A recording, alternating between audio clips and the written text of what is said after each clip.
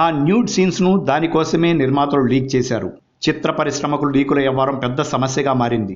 ఆ మధ్య కాలంలో బాహుబలి 2 చిత్రంలో కూడా కొన్ని సన్నివేశాలు లీక్ చేసింది ఇంటి దొంగే అని తెలిసి అతనిపై కేసులు కూడా పెట్టారు. మరికొందరు మాత్రం కావాలనే లీక్ చేసుకుని పనిలో పనిగా పబ్లిసిటీని కానిచ్చేస్తుంటారు.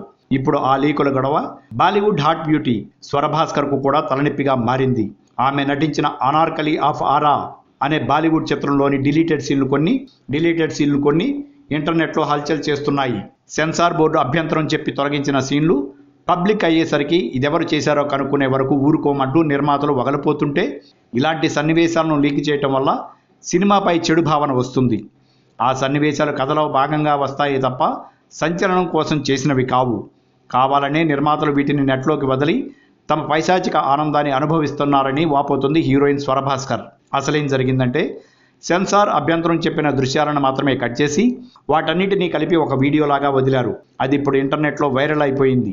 ఇంతవరకు ఎవరూ మాట్లాడుకోని ఈ చిత్రం ఒక్కసారిగా చాలామందికి తెలిసిపోయింది. కానీ ఇది ఎవరో గిట్టని వాళ్లే చేశారంటూ నిర్మాతలు అమాయకంగా మాట్లాడుతున్నారు. ఆ క్లిప్పింగ్స్లో స్వరభాస్కర్ని కొందరు మగాళ్ళు అబ్యూజ్ చేస్తున్న దృశ్యాలు, ఆమె అర్ధనగ్నంగా వెనక్కి తిరిగి నిలబడన్న దృశ్యం ఉన్నాయి. చిత్ర నిర్మాతలకు తెలియకుండా వీడియో బయటకు ఎలా వస్తుంది అన్నదే స్వరభాస్కర్ వాదన. పోనీలే భామ, అది కూడా ఒకంత పబ్లిసిటీనే కదా, కాస్త శాంతించు అన్నట్టు పనిలో పని మీరు కూడా ఆ వీడియోలో ఏముందో ఓ లుక్కేయండి.